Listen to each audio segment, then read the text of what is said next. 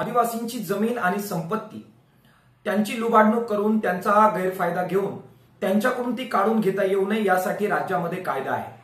मात्र हा कायदा पातळ करण्यासाठी आता या जमिनी भाडेपट्ट्यावर कॉर्पोरेट घराणे, बिल्डर आणि बिगर आदिवासींना घेता येईल अशा प्रकारचा निर्णय राज्य सरकारने केलेला आहे।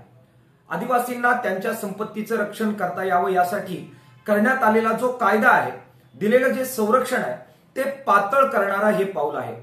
सुरजागड आणि वेगवेगळ्या ठिकाणी आपण ज्या प्रकारे पाहतो त्या प्रकारे साधन संपत्ती, जमिनीत असलेली खनिज आणि आदिवासींची गावं, पर्यावरण या सर्वांची लूट करता यावी आणि त्या लुटीचा मार्ग कॉर्पोरेट कंपन्यांना खुला व्हावा यासाठी राज्य सरकारने हे पाऊल टाकलेलं आहे।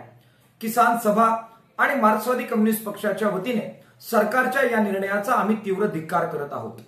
आदिवासी वर्षानुवर्ष ज्या जंगलच्या जमिनी कसतात त्या त्यांच्या नावावर करायच्या नाही, त्यासाठी ते आंदोलन करतात, संघर्ष करतात, त्या आंदोलनाला न्याय द्यायचा नाही आणि दुसऱ्या बाजूला जी अत्यंत थोडी जमीन आणि संपत्ती आदिवासींकडे आहे ती सुद्धा त्यांच्याकडून काढून घेत ती सबंधपणाने बिल्डर, कॉर्पोरेट घराणे आणि राजकीय लोकांच्या घशामध्ये घालण्याचं पाऊल हे या निमित्ताने टाकायचं हा मोठा अन्याय आदिवासी समाजावर आहे। पर्यावरणाचा नाश करणारा हा निर्णय आहे। किसान सभेच्या वतीने आणि पक्षाच्या वतीने सुद्धा या सगळ्या निर्णयाच्या विरोधात आम्ही पूर्णपणाने लढाई करू। सरकारने हा निर्णय मागे घ्यावा अशा प्रकारची मागणी या माध्यमातून आम्ही करतो आहोत।